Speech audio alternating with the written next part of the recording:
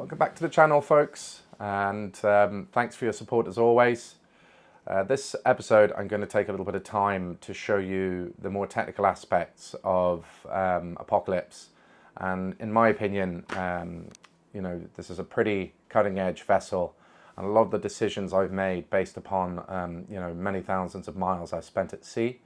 And I think, although I appreciate some of the decisions I've made with Apocalypse, mightn't be for everybody's style or budget, but I want to show you the things that I think are great and my experience with them, and hopefully it might help you understand some of the decisions that you could make, and you can be better informed and realize that maybe a lot of the hardware out there isn't quite up to par, I don't think. And so let me take you on a little bit of a tour and show you what some of this stuff is all about, so you can maybe make up your own mind about what you might want to do with your own vessel. So as you'll see here at the nav station, hoping the autofocus works, you can see I've got this is an ultra widescreen monitor, and for the price of the monitor and the computer, I've got actually two different computers set up inside. I've got a wireless keyboard. This one happens to be from Logitech. And underneath the nav station here, I've got a DC powered Mealy fanless PC. And that being DC powered means that I don't actually need to run the inverter for that to work. And then I've got this much more powerful, this is a GTR Pro from a company called B-Link. It's got a very, very fast processor in it, and that's really helpful, especially when you have a bigger screen and you're running, you want to run charts. But most importantly, why it's important to have a very powerful processor is for processing the radar information. And remember, the processors we're talking about in particularly in the orange machine that you see here is way more powerful than you would get in a chart plotter, and that frees us up for some quite useful tools, and dependability really actually is quite key. You're not running the DC powered machine that's under here, although it's relatively dependable. It's obviously not drawing as much power, and the processor's not as fast, and this is the limitation. Those limitations are what I found one of the reasons why I don't use chart plotters. We mostly navigate from this system here that you see, and then when we're in port, we might just use the telephone, and we can VPN in to this machine, or we can just use very basics, which I'm sure you're all familiar with, which is Navionics when I'm in Europe. But like I've said in many of my videos, I definitely wouldn't be using Navionics charts. Once I go across the Atlantic, I just don't think it's there. So anyway, let me take you on a little bit more of an in-depth tour about what's behind me here. So this is actually happens to be an Alienware screen, and I've got it lashed down with these splices, and I can turn it around, and that means that this screen can be used also like a cinema screen when we're in in port, so that we can all enjoy a movie and just relax when the boat's stationary. But what you generally find is at sea, particularly in a fast boat, the screen could fly up. It's not down or backwards. It's actually flying up because obviously we can this vessel, she can come right out of the water, all of the hulls, particularly when we're going upwind. And I'm going to just give you a quick tour of the things that are in front of me here. So I'm actually using, it's an element of digital switching and power management from Vesper Power, and it's still, I'm new to the Vesper Power myself, but at the moment I found the support excellent, and I haven't really had any problems with it. Which is great, right? Normally, it's anything that's install and forget about on a boat is generally great. You'll only generally hear about something on a boat if it causes you problems. But this Vesper Power, what's excellent about it is we've got two 150 amp chargers, and that controls how much draw I can take, how much current draw I can take from the shore, okay? And that's important because you can keep tripping the shore power. If you're in in a dodgy marina and you don't have 50 amp cables, let's say, you can keep tripping out the shore power breaker, and also it can be a fire risk as well. So when you start crossing the Atlantic and going places where it's a little bit more remote and you want to plug into the shore power, you can, it means I can be in, I don't know, a municipal dock, which has only got maybe 15 amp cable, and still take power and charge the batteries there. Or I can go all the way up and take, 50 amp cable, 50 amps coming straight into the boat, or, even more. And I can control that shore power that I take. The other thing which is very surprising about a performance vessel like this is that we have a generator on board, and it's the Piccolo 10, and that's 10 kVA, which is actually 8.5 kilowatts generator, and that generator's in the port side forepeak, and it's nice, well away from the master cabin or any cabin for that matter. So when we run it, it's nice and quiet, and also it's a dedicated space.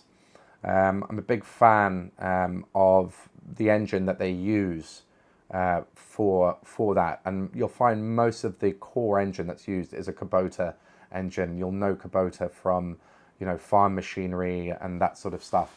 A very dependable, great piece of kit, I think, so far. So I haven't really had any problems with it so far. I've mentioned in my previous videos I'm a very big fan of this NKE instruments. And I'm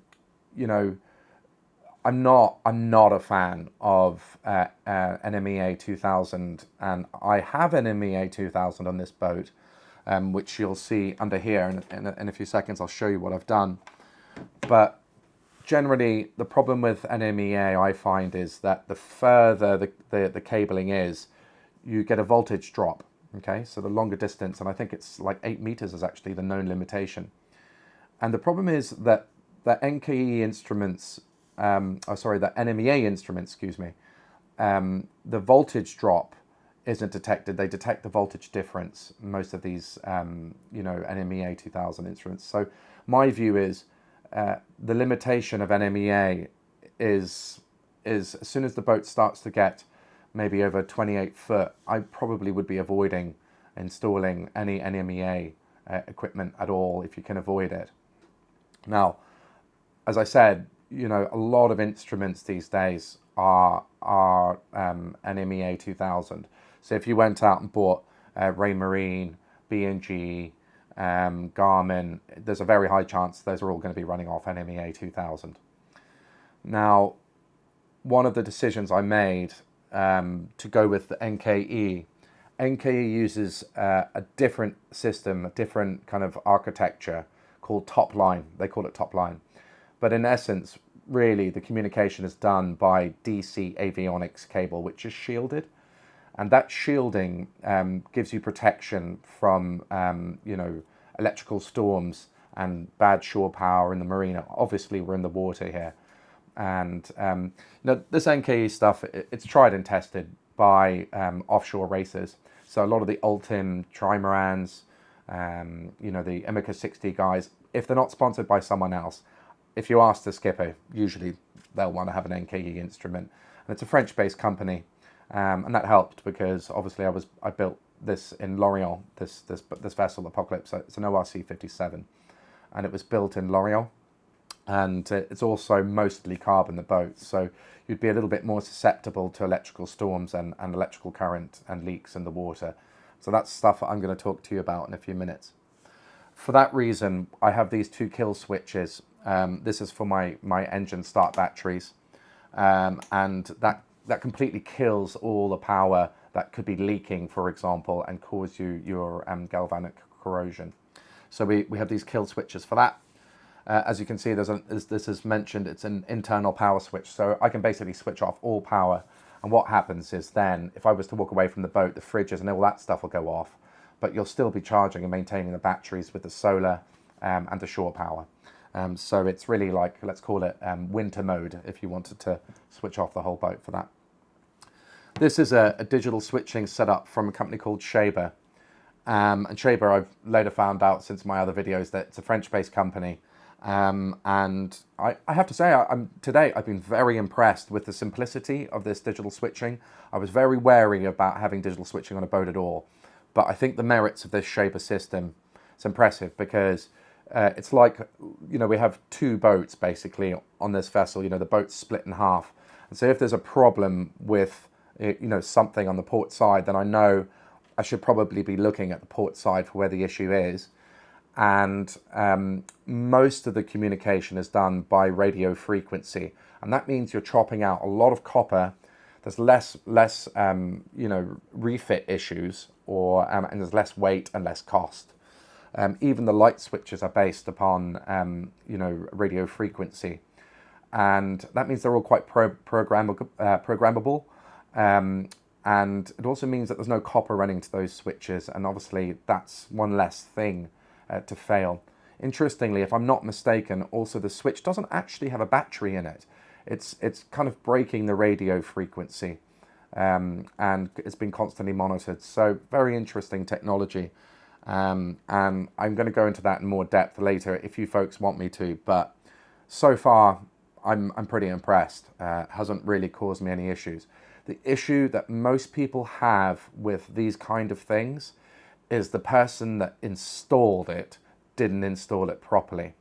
And I highly recommend to you, if you're going to refit a boat, or you're going to have anybody install something, and you're building a French boat, or you're in that region, there's a company called Team, which is spelled T-E-E-M, and I found them to be very professional and the standard that you would expect for somebody that depends on an offshore piece of equipment like I'm on now. And most of the Imica 60 guys and all those folks will be using Team as a contractor. So highly recommend them. And although they also use our agents for other equipment like ICOM, they're agents for ICOM, but I chose something else, which is this Vesper Cortex system. And this is my VHF. So you can see I have a VHF screen here. And I have a few other things with it too. We have anchor watch, we have instrument screen, which you were looking at while I've been rambling on here, and you can change the displays here about what information you want on this handset. And right below me here, I've got another one of those, so you can actually have this on your person and in bed as well, which is pretty important.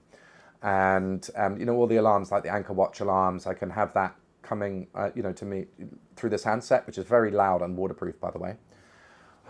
But also you can use your telephone, which you'll have plugged in probably next to your bed, and the app will speak to your telephone. So having an anchor watch or something while you're trying to sleep in a stormy sea under anchor, pretty impressive. The other thing is, which this has as well, is an AIS. A very good category AIS, I would say, as well. And it gives you a very good heading sensor in the AIS. So everybody else, what you find when you pull up in an anchorage, you'll see that even though the wind's the same direction and everybody's pointing the same way, what you'll quite often see is AIS. People's AIS looks all over the place, and it's quite hard to decipher what's going on. Not really that relevant at anchor, but if somebody was stationary in the ocean, it'd be quite hard to figure out, or going very slowly, it'd be quite hard to figure out their heading. And so that's one thing that I think that these folks at Vesper have done a very good job. Now, Vesper used to be its own company, and it's just recently been bought by Garmin. And you're getting a lot of updates and stuff with this. But one last thing, which is probably to me a very important piece of equipment, was you get a thing called a multiplexer or a gateway. And that gateway allows you over Wi-Fi to access the Vesper's information and the information that it has within it onto your laptop, your telephone, or your computer, whatever. But you log into the Wi-Fi, you connect it to the correct port of where the information is being sent. And what that means is you get another backup. You have a redundancy for the system that I've created here. And I'll go into that and hopefully touch on that one a little bit later. So I'm just going to put this handset back. And also, so I've covered I've covered the Vesper Cortex, which I think is excellent and highly recommend it. And the capital outlay for that, your original cost for that might seem a lot, but you're getting VHF, you're getting AIS, you're getting a multiplexer, and you're getting quite a robust system, and they're constantly updating. Like, I think there's a plan in the future to have an intercom system, so if you have two Vesper headsets, you can have an intercom throughout the boat. So, it's impressive, I have to say. I'm really finding it very useful. There's a lot of collision avoidance alarms, and they're not just alarms, they actually tell you where the danger or the vessel that's coming too close to you under your parameters you set. So for me, I use 1 nautical mile closest point of approach. So if a vessel comes within 1 mile, or its closest point of approach is going to be 1 mile, the Vesper will tell me, and it'll actually say in the in port bow or wherever. So it's an audible alert, which is useful information. It's not just an alarm. That's a generic alarm.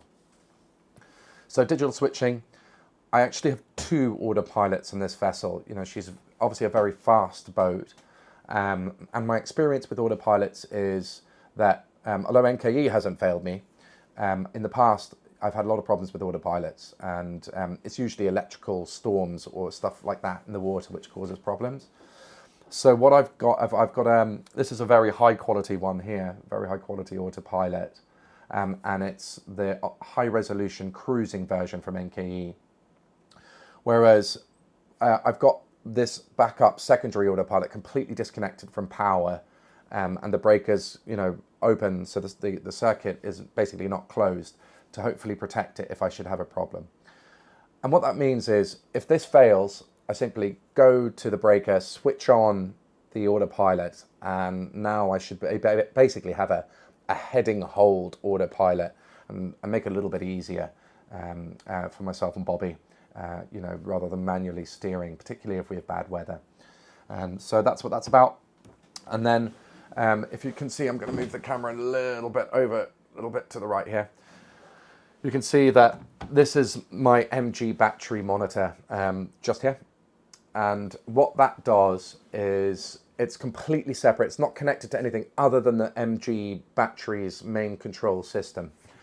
And that tells me really how the batteries are feeling, what their voltage is. And, I can log in and admin and make sure what the real voltage is, because what people don't realize is on a boat, the voltage can be slightly different. Like, for example, on my solar panels, they detect, depending on how far away they are from the batteries, they detect slightly different voltages from, depending on how far the cabling is.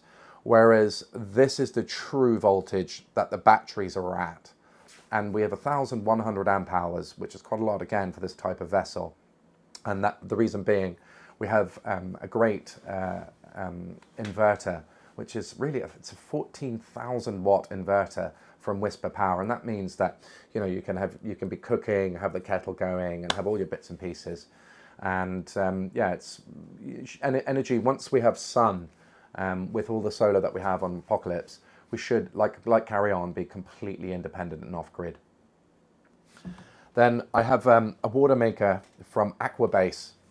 Now, I'm pretty blown away by this. It's a DC powered water maker, and if I'm not mistaken, it's about 680 watts power consumption. And for 680 watts power consumption, it produces 110 litres per hour of fresh water. And no problems at all. It's a double piston system as I understand it, and that maintains the pressure, and that's how it achieves this incredible performance.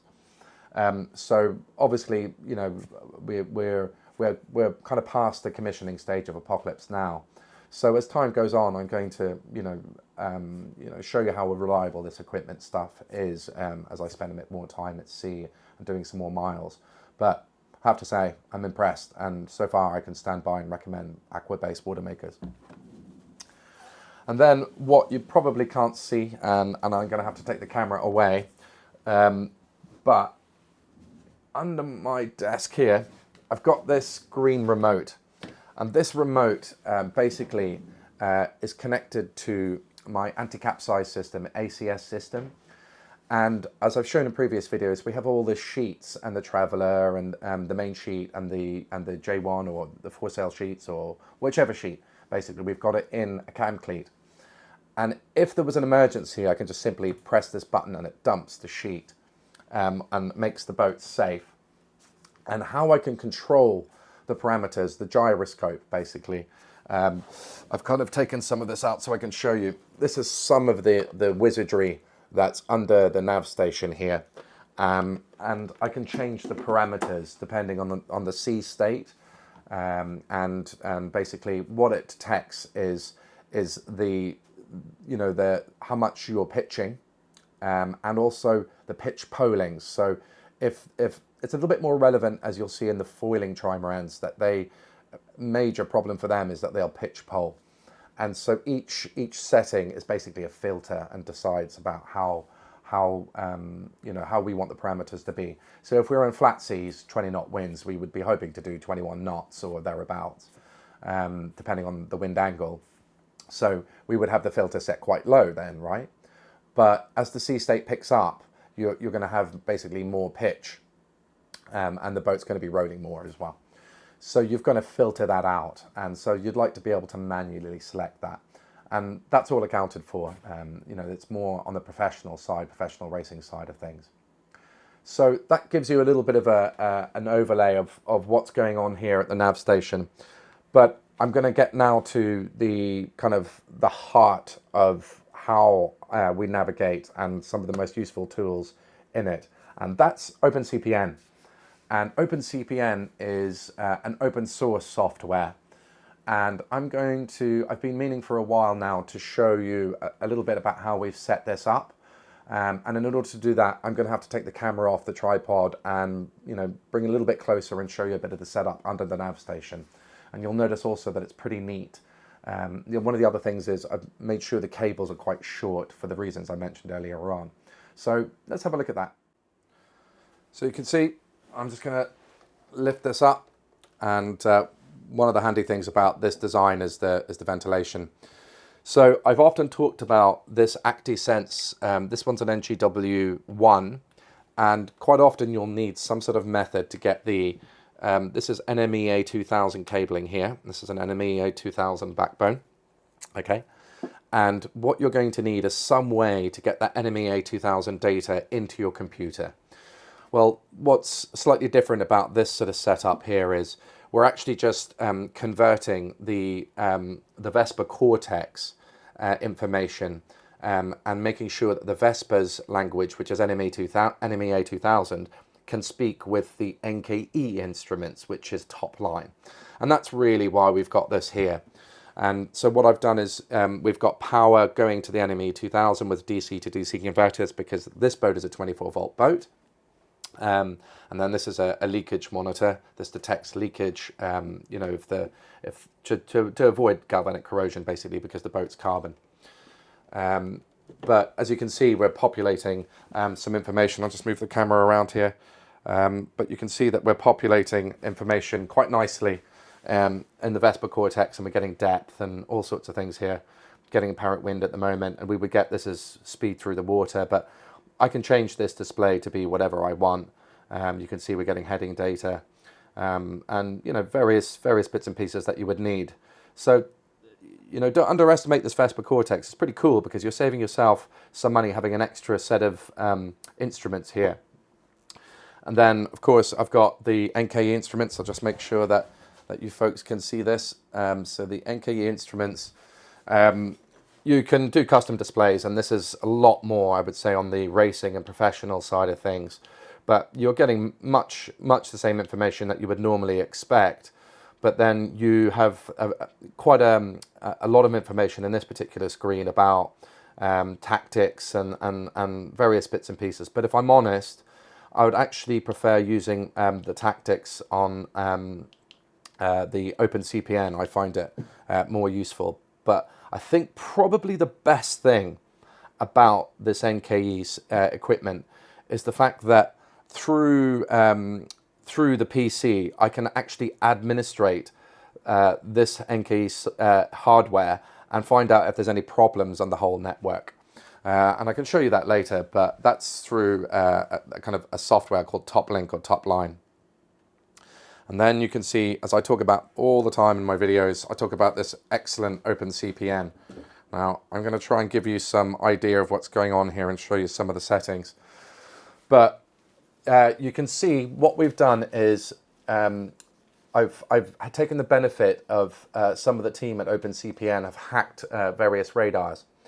And one of the radars that they've hacked is the one that I bought specifically, which is the Halo 20 from Navico or B&G. And you can see with just a little bit of work, I've basically taken the RJ45 and put that into a Wi-Fi router. And then from the Wi-Fi router, I've connected it to the back of this orange machine that I showed you earlier on. And as you can see, I'm getting the radar is working. So I'm just going to start the radar here. Let's see. And let's see if she works for me.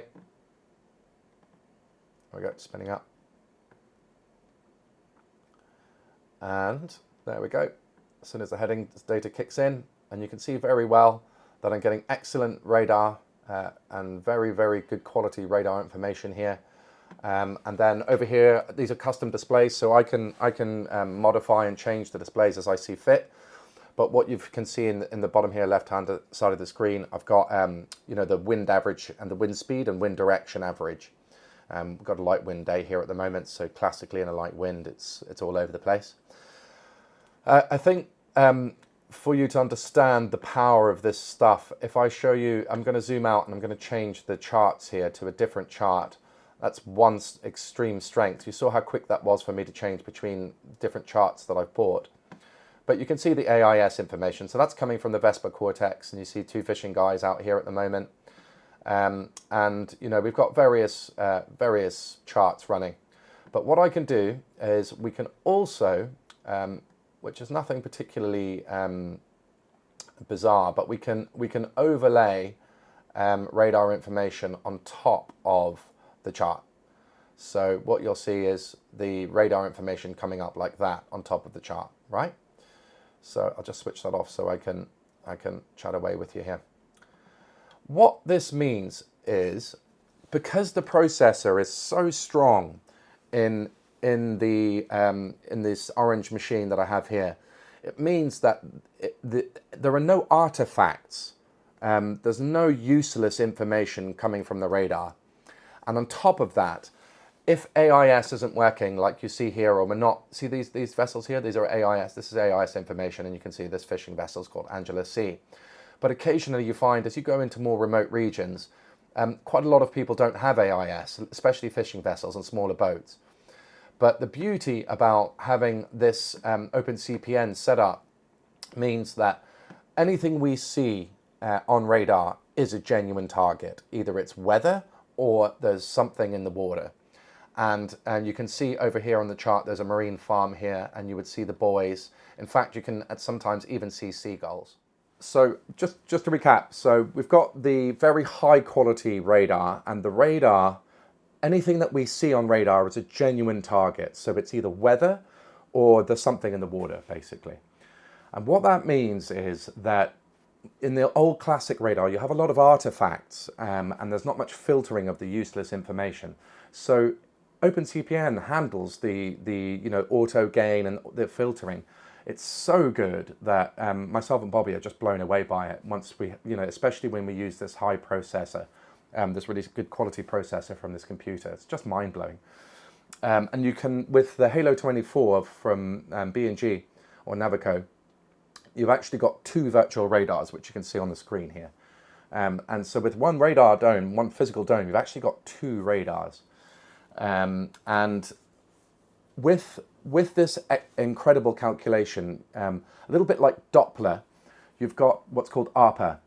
And whenever we set up a guard zone, which means like a protective geofencing area around the boat, if something were to enter into that guard zone, the processor and the OpenCPN will automatically recognize this target and try and give it a vector, so give it a direction and a velocity. And that gives us a very good idea about how close we might be to, you know, a fishing boat or whatever. So you're starting to see that although it sounds complex And I'm going to give you a little bit more of an example of this when we're actually at sea at night time is the problem. It's a little bit more useful at night time. But it starts to become extremely powerful, especially if you're kind of close to the shore, when you tend to see more fishermen. And you can see all the custom displays and then the wind information that I got here. One of the most powerful things I think that is, it's just mind-blowing, is there's a plugin. Once you set up OpenCPN, there's a plugin called Watchdog that you can download. And Watchdog is here. I've just opened it up and I have a previous rule here. When I open it up first time, I can select a new rule, and I can basically do anything. I can record like when our reef 1 point should be, when reef 2 and reef 3 should be. We can do land boundaries, just almost anything. But the key is that you can record your own voice or someone else's voice if you don't want to listen to yourself, but you can record your own voice telling you what the problem is. It's not a generic alarm. And to me, that's extremely valuable, because we could be focused on many things or even cooking or whatever, and all of a sudden I hear what the issue is. You understand? So it's incredibly powerful.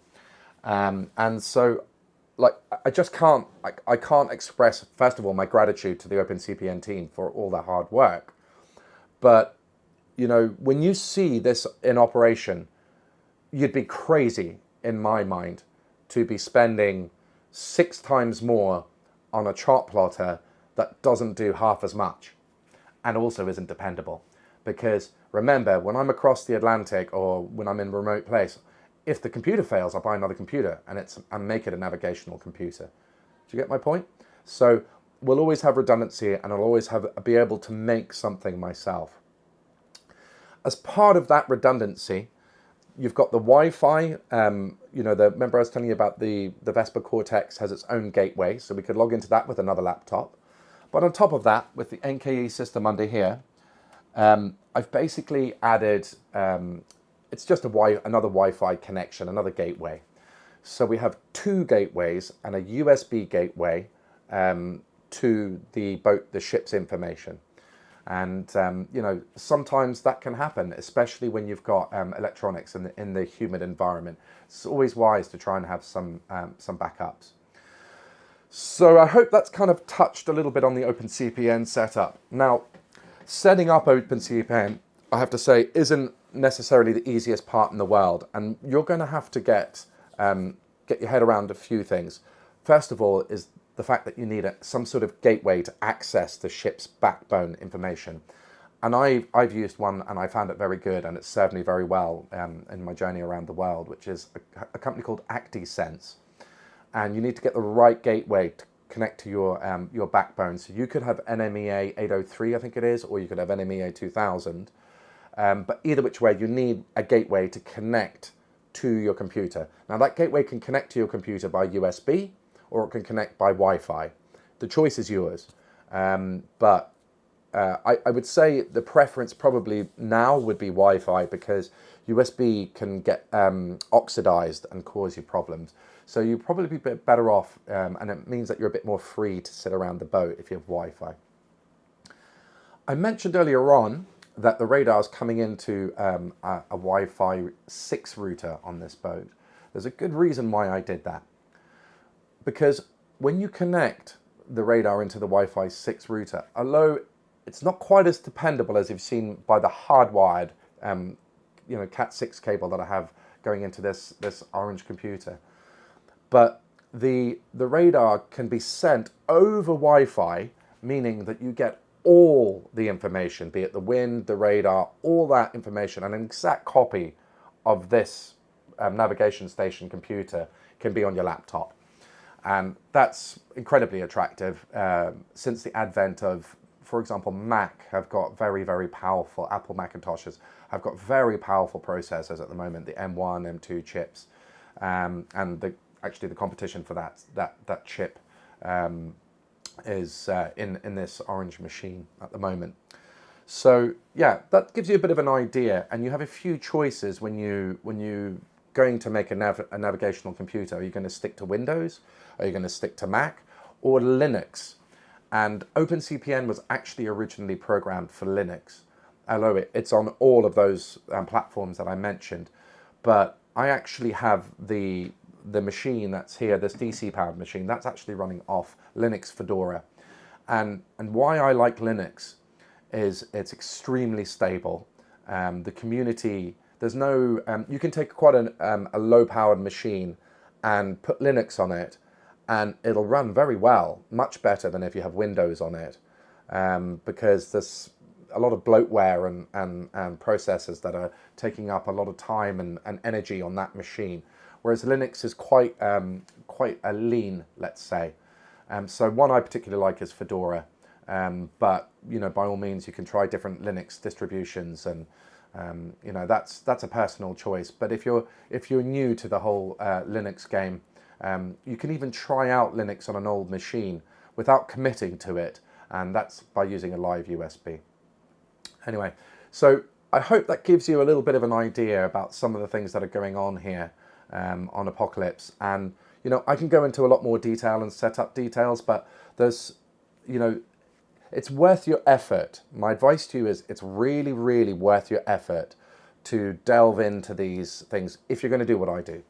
If you want to go offshore for long periods and depend on yourself, which I think is good seamanship, you should really investigate this whole OpenCPN thing. It'll be time well worth investing your time in that sort of stuff. So anyway, I hope that helps, and I appreciate it's a lot of a lot of intense and heavy information. But yeah, anyway, I hope that this adds some value to your lives.